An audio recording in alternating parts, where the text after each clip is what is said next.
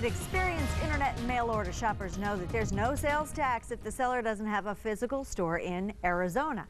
If the seller doesn't charge for shipping, well, you can save about 9% buying online as opposed to in a local store. Golden opportunity for consumers or unfair disadvantage for local stores. We have our legal contributor Craig Wisdom here to tell us why it's not so cut and dry and how the state's trying to help out the local businesses. Help out local businesses. But it's complicated things tremendously. People are getting shocked and awe. It is, and it's a very strange situation. First of all, you have to start with when you pay sales tax online versus when you don't.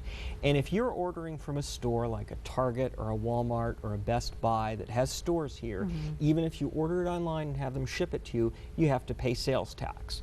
So you don't have to worry about purchases like that because you already paid your tax, you paid your sales tax. Okay. But ones like Amazon is the biggest one, that if you order directly from them, they don't have a physical store in Arizona, so you're not charged sales tax. So that $100 item that would tote up to $109 in the store when you buy it here, you get it for $100 in terms of what Amazon collects. All right, so it's tax time is always fun, getting all your stuff together, and this is just going to create more work. So what you have to do is you have to go through, I guess, your credit card statements and start doing some math. You have to figure out some way to try and report this. Now, the funny thing about this is this tax has been on the books for decades. Right. Long before there was an internet. But not enforced. Not enforced, and people more or less ignored it. And because it was something there wasn't even really, a place where you'd know what you were reporting.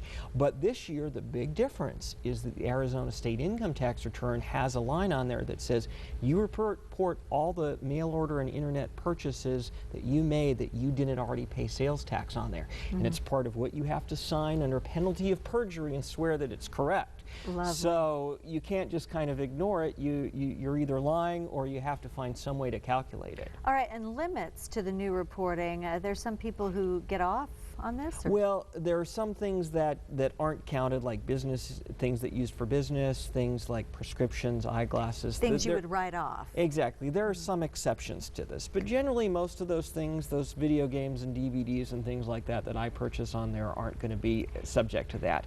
Now, unlike most of the income we earn, most of the bad stuff on our tax returns, we're used to and our systems report it. Your W-2s from your employer, you get forms from the bank and brokerage companies about interest, so you get all that reporting automatically. There's nothing like that set up. I mean, Amazon doesn't send you a report saying here's the number to plug in.